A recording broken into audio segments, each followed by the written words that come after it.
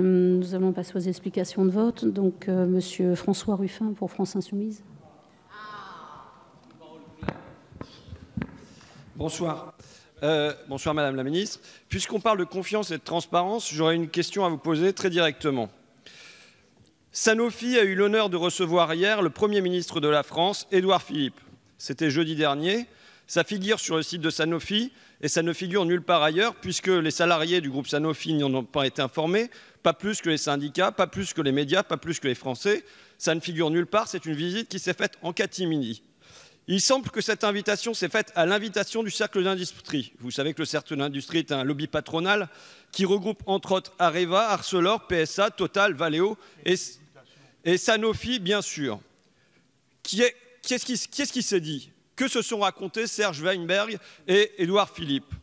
On peut lire sur le site de Sanofi, cette visite souligne l'engagement et l'intérêt du Premier ministre en faveur de l'innovation et de la recherche. C'est très vague.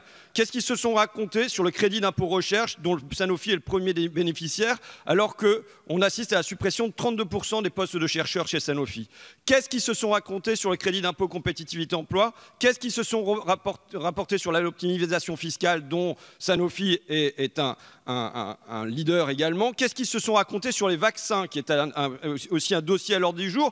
Sanofi a-t-il profité de cette visite pour faire avancer ses intérêts privés? Pourquoi cette absence de transparence sur la visite du Premier ministre Édouard Philippe?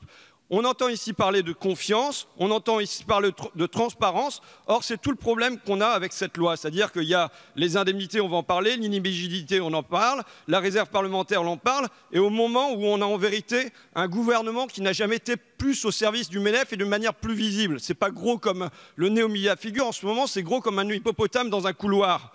Qu'est-ce qu'on a? D'un côté, on a la loi travail, la réduction d'impôts sur les sociétés pour les uns, l'impôt sur la fortune. De l'autre côté, on a les APL, les SG, le CSG pour les pauvres.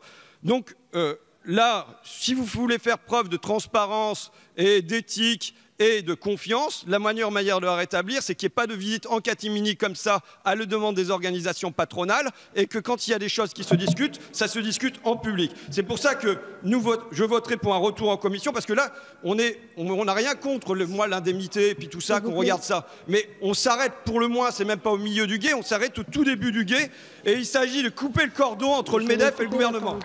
Merci.